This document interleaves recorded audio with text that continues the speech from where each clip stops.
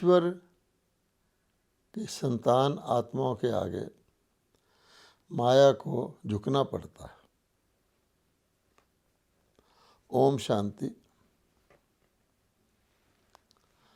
हम देखते हैं कि जब किसी राजदूत की किसी देश में नियुक्ति होती है तो उस पराये देश में उस राजदूत को बहुत सी, जिसको कहते हैं डिप्लोमेटिक इम्यूनिटी, विशेष सुविधाएं प्राप्त होती हैं। वो जब अपने देश से आता है जाता है या बीच में आता जाता रहता है तो उसको जो सामान होता है बिना चेकिंग के ला ले जा सकता है, उस पर किसी प्रकार की ड्यूटी नहीं लगती। और जिस देश में वो राजदूत आता है वहाँ पर अनेक दूतावास होते हैं अनेक देशों के। उन सब एम्बेसीज के लिए एक ख़ास एरिया बनाया जाता है जिसको डिप्लोमेटिक एनक्लेव कहते हैं, जिसमें उनके निवास और उनके दूतावास होते हैं। और जो डिप्लोमेट्स होते हैं या राजदूत होते हैं उनकी जो कॉलोनी होती है या उनका जो निवास का एरिया होता है उसमें उनके बच्चों की पढ़ाई के लिए स्कूल आदि भी अलग अलग प्रकार के होते हैं। राजदूत जब किसी देश में जाता है तो वहाँ के राष्ट्रपति को पहले जब जाता है तो अपने क्रेडेंशियल्स पेश करता है, जिसके आधार पर उसको ये सब विशेष सुविधाएं मिलती हैं। हम देखते हैं कि सरकार के जो बड़े बड़े प्रोग्राम होते हैं, मान लीजिए भारत का रिपब्लिक डे होता है, उसमें राजदूतों को विशेष तौर पे आमंत्रित किया जाता है उसको देखने के लिए, और उनको उसमें विशेष स्थान दिया जाता है। तो ये भी एक प्रकार की उनको विशेष फैसिलिटी दी जाती है।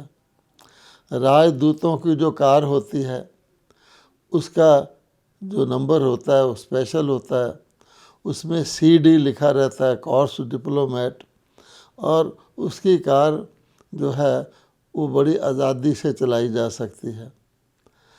उसका कोई चालान नहीं काट सकता। अगर उसकी कार किसी कार से टकरा भी जाए तो भी उसके खिलाफ कोई एक्शन नहीं हो सकता। इसी प्रकार से राजदूत जितना समय उस देश में रहता है वो वहीं का हवा पानी, वहीं का रहना सहना उसका होता है। लेकिन अगर कुछ वो ख़रीदारी करता है तो उसके ऊपर कोई टैक्स नहीं लगाया जाता, और इसी प्रकार वो किसी भी प्रकार का टैक्स उसके ऊपर सरकार नहीं लगा सकती है। ना सिर्फ इतना बल्कि राजदूत पर कोई भी कानून उस सरकार का लागू नहीं होता है। उसको अरेस्ट नहीं किया जा सकता, उसको किसी प्रकार की सज़ा नहीं दी जा सकती। यानी एक वो दूसरे देश का प्रतिनिधि होने के कारण वो जो अधिकार और जो ड्यूटीज़ सिटीजन्स को प्राप्त होते हैं उस देश के, उससे इम्यून होता है, वो उस पर लागू नहीं होते। अगर कोई राजदूत कोई विशेष प्रकार की अवज्ञा करता हुआ पाया जाता है या बार बार अवज्ञा करता हुआ पाया जाता है तो अधिक से अधिक उसको उसके देश में वापस भेजा जा सकता है। तो ये तो हम देखते हैं कि राजदूतों की जो आज की दुनिया में भी फैसिलिटी होती है। अब देखा जाए तो परमपिता परमात्मा के जो डायरेक्ट संतान बनते हैं, वैसे तो कहने को सारी आत्मा ही परमात्मा को परम पिता कहती हैं, लेकिन परम पिता की आत्मा के रूप में परमात्मा मानना वो एक सुप्रीम सोल को सम्मान देना, उसको मालिक कह सकते हैं। लेकिन उसको पिता कहना, माता पिता कहना, तो माता पिता के तो संतान होती है ना। तो इसलिए वो जो बच्चे परमात्मा धरती पर आकर के निराकार प्रजापिता ब्रह्मा के मुख के द्वारा जो मुख वंशावली रचना यानी अडॉप्टेड चिल्ड्रन बनते हैं, जो मरजीवा होते हैं, अर्थात उसी दुनिया में उसी जन्म में वो अपना ईश्वरीय जीवन शुरू कर लेते हैं और परमात्मा के एक प्रकार से राजदूत बन जाते हैं। अन्य आत्माओं को भी ईश्वरीय सतयुगी सृष्टि में स्वराज दिलवाने के पैगंबर बन जाते हैं, मैसेंजर बन जाते हैं। उनको भी बहुत फैसिलिटीज़ और बहुत प्रकार की इम्यूनिटी होती है। और वास्तव में जो आज हम देखते हैं राजदूतों को इम्यूनिटी, वो उसी इम्यूनिटी के आधार पर चली आई है, क्योंकि हर चीज़ जो आज दुनिया में चली आई है सीमित रूप में हो गई है या विकृत रूप में हो गई है। ओरिजिनली आदि और अनादि रूप में उसका शुरुआत या श्री गणेश परमात्मा के द्वारा ही जब वो धरती पर आते हैं तो विधि विधान बनाते हैं, मर्यादाओं को सेट करते हैं और मर्यादाओं का पालन कराते हैं, तो उनके द्वारा ही वो होता है। अब देखेंगे कि जहाँ तक आज के लौकिक दुनिया के राजदूतों का प्रश्न है, तो हम देखते हैं कि एक देश के राजदूत जब दूसरे देश में जाते हैं तो उस देश के राजदूत भी इस देश में आते हैं। ये म्यूचुअल होता है। जहाँ एक देश की एम्बेसी होती है तो उस देश की एम्बेसी फिर दूसरे देश में भी होती है। परंतु ये ईश्वरीय राजदूतों की बात अलग है। हम देखते हैं कि कलयुग के अंत में जब कलयुगी लोग रहते हैं, सारे पापाचार की दुनिया होती है, परमात्मा उस कलयुगी दुनिया में ही अपने राजदूत नियुक्त करता है, स्वयं अवतरित होते हैं। कहाँ वो पापों की दुनिया, कहाँ परमात्मा जो पतित पावन है, और फिर जो पापियों को पतितों को पावन बनाते हैं, तो उसका एक प्रकार के जिसको कहते हैं कि स्थान, एम्बेसी कहो, वो परमात्मा कलयुगी दुनिया में आके बनाते हैं। लेकिन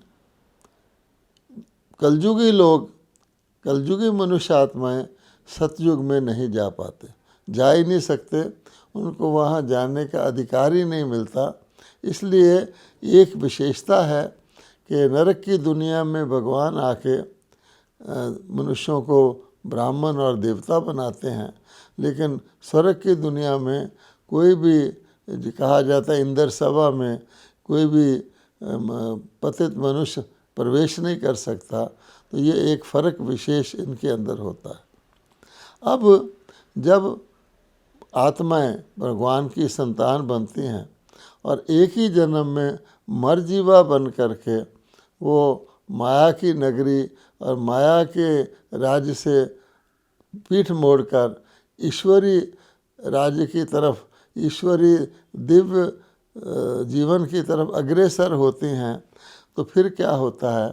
तो जैसे आज डिप्लोमेट्स को स्पेशल ट्रीटमेंट मिलता है, इसी प्रकार से परमात्मा उनका खान पान, रहन सहन, जीवन शैली सब अलग प्रकार की स्वच्छ और श्रेष्ठ कर देते हैं।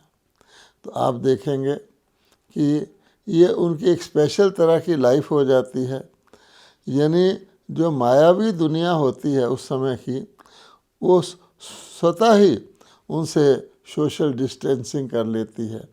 हम जानते हैं कि ब्रह्मा कुमार कुमारियाँ इसी दुनिया में रहते हैं, ईश्वर के दूत हैं, और 100 के ऊपर राज्य करने का, अर्थात अपनी इंद्रियों को जीतने का, प्रकृति को जीतने का पुरुषार्थ परमात्मा उनसे कराते हैं। तो एक प्रकार से इस लौकिक दुनिया में भी वो एक प्रकार की अलौकिक दुनिया बसा लेते हैं और अलौकिक जीवन व्यतीत कर लेते हैं। क्यों वो कहीं भी जाएंगे तो स्वयं भी अपनी पवित्रता का, श्रेष्ठता का ध्यान रखते हैं और दूसरे भी उनकी स्वच्छता का ध्यान रखते हैं।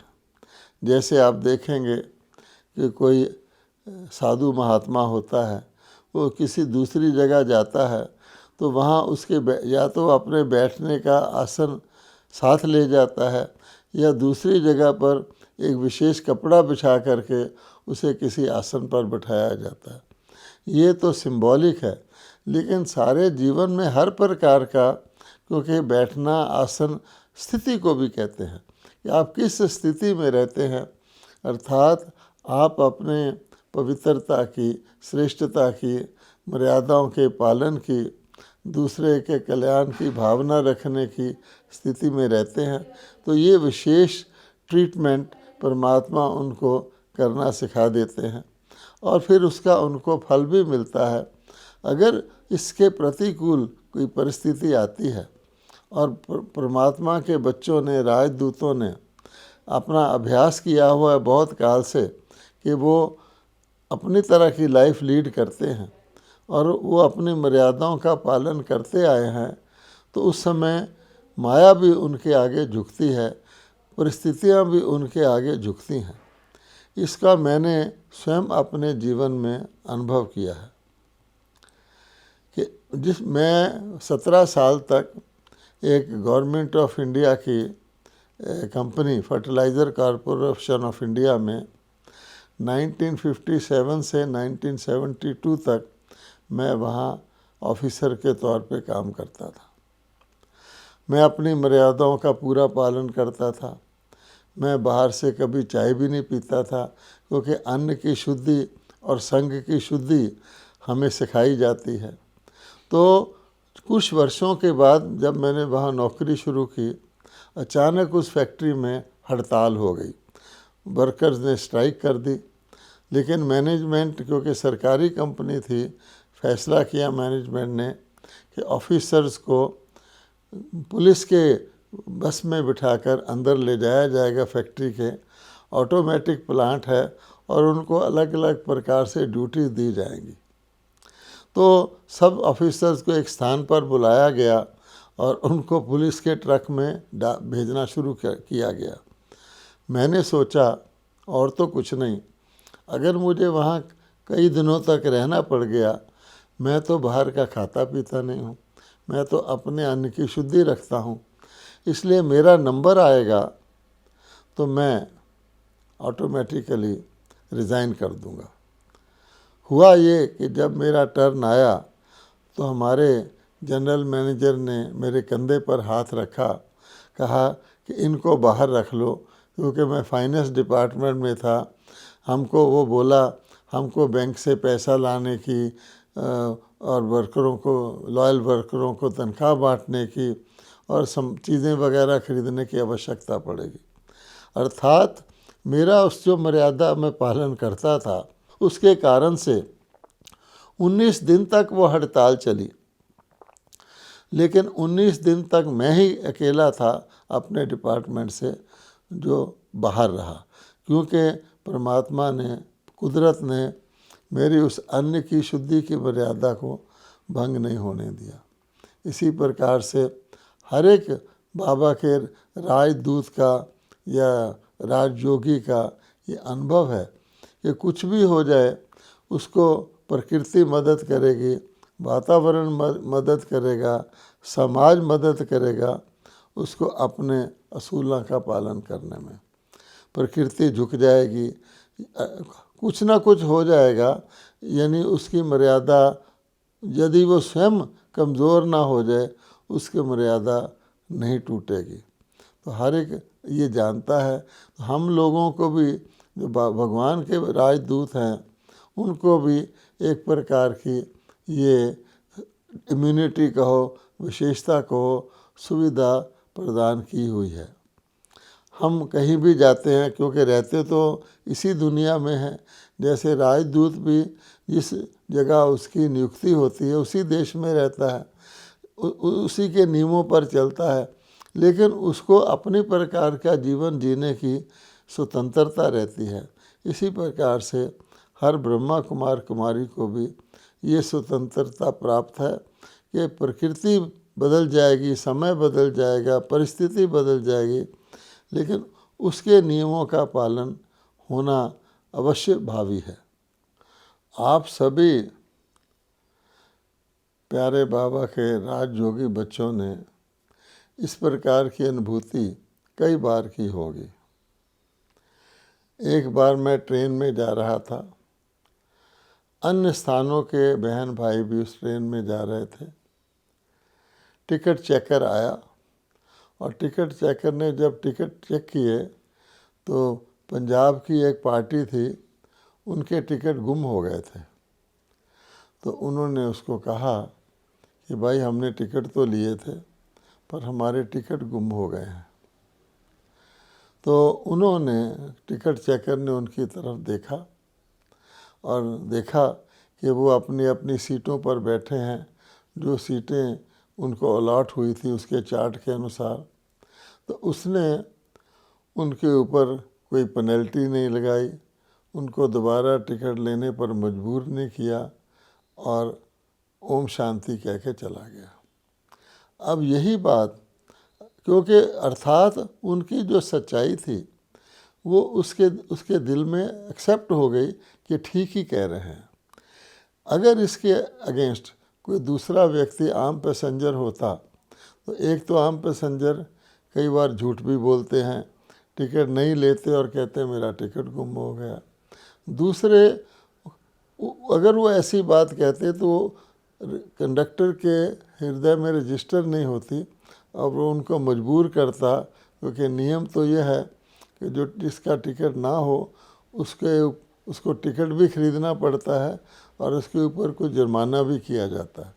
लेकिन इस प्रकार की अनुभूतियाँ आप करेंगे कि सच्चाई दूसरे के दिल में घर कर लेती है और झूठ जो होता है वो दूसरे के दिमाग तक जाता है और वो व्यक्ति उसको आसानी से एक्सेप्ट नहीं करता। वरना आज की झूठ की दुनिया में तो हर जगह झूठ ही झूठ चले और लोग समझते भी हैं कि आज तो झूठ का बोलबाला है। लेकिन जो परमात्मा के बच्चे सत्य के मार्ग पर चलते हैं, पवित्रता की धारणा करते हैं, ईमानदारी से जीते हैं और स्वार्थ की बजाय सर्व के कल्याण के लिए जीवन जीते हैं, उनको हर जगह पर आप देखेंगे कहीं वो कठिनाई दुनिया वालों को आती है और उनको आती है तो दुनिया वाले तो अपने ही जाल में फंस जाते हैं, लेकिन उनको हर व्यक्ति हर परिस्थिति मदद करती है। ऐसे अनेक घटनाएं हमारे भाई बहन अनुभव के तौर पर अपने क्लासेस में सुनाते हैं। बहुत बहुत यानी नाजुक परिस्थितियों में भी किस प्रकार से उनका बचाव होता है, एक तो परमात्मा की संतान होने के कारण और दूसरे उनकी धारणा होने के कारण कि व्यक्ति आश्चर्यचकित रह जाता है। मुझे अच्छी तरह याद है कि 17 साल में एक बार मेरे ऑफिसर ने मेरा प्रमोशन किया और उसके निमित्त बना तो उसने मन में ठान रखा था कि ये भाई चाय नहीं पीता, आज मैं इसको प्रमोशन दिलवा रहा हूँ, आज मैं इसको चाय पिलाकर ही छोड़ूंगा। एक उदाहरण दे रहा हूँ। तो उसने सुबह सुबह ऑफिस में मुझे अपने पास बुलाया, ताज़ा ताज़ा प्रमोशन दिया था और बोले कि आज तो हम आपको चाय पिलाकर ही छोड़ेंगे। मैं चुप रहा। फिर वहाँ ऑफिसर के पास चाय का प्रबंध होता है, उन्होंने अपने आदमी को बुलाया और कहा देखो भाई स्वच्छता से चाय बना के लाना, इनको पिलानी है। फिर भी मैं चुप रहा। अब वो व्यक्ति चाय बनाकर लाया तो उस ऑफिसर ने स्वयं चाय का निरीक्षण किया तो कप के कोने में थोड़ी मैल लगी हुई थी। तो उसने स्वयं ही कहा नहीं नहीं, दोबारा चाय बना के लाओ, अच्छी तरह कप को साफ करके लाओ। अर्थात हमारे नियमों के पालन का वो स्वयं ध्यान रख रहे थे और वो समझते थे कि केवल बाहर की स्वच्छता को ही हम स्वच्छता समझते हैं। यद्यपि हम तो अन्न की पवित्रता में मन की स्वच्छता, बनाने वाले की पवित्रता, उस बहुत सारी चीज़ों का ध्यान रखते हैं। जब वो व्यक्ति दोबारा चाय बना के लाया, उस समय तक कंपनी का लॉ ऑफिसर आ चुका था और वो मेरा ऑफिसर उससे बातचीत में लग गया था। तो जब चाय आई तो एक कप उसने ऑफिसर के सामने रखा और मेरे सामने। तो मैंने वो लॉ ऑफिसर की तरफ कर दिया और उसने भी ख्याल नहीं किया, उसने भी ख्याल नहीं किया। फिर मैंने कहा मैं जाऊं? तो उसने कहा आप जाओ। अर्थात उस वक़्त भी जब वो टेस्ट करने की कोशिश कर रहे थे तो मेरी मर्यादा का पालन रहा। इसलिए जो श्रेष्ठ मर्यादाएं होती हैं उसके पालन में हर चीज़ सहयोग देती है। वास्तव में जो व्यक्ति जिस प्रकार का जीवन जीना चाहता है उसी प्रकार का जीवन जीने में उसको हर चीज़ सहयोग देती है। ये हमारे ऊपर है कि हम श्रेष्ठ जीवन जीने के लिए वचनबद्ध हों, उसके मर्यादा के पालन करने का व्रत लें। तो आप इस कलयुगी दुनिया के अंदर भी आप पाएंगे आपको हर जगह स्पेशल ट्रीटमेंट मिलेगा, हर चीज़ आपको सहयोग देगी और आप अपने लक्ष्य को प्रतिकूल परिस्थितियां होते हुए भी बहुत आसानी, सहजता और हल्के रहकर प्राप्त कर सकते हैं। ओम शांति।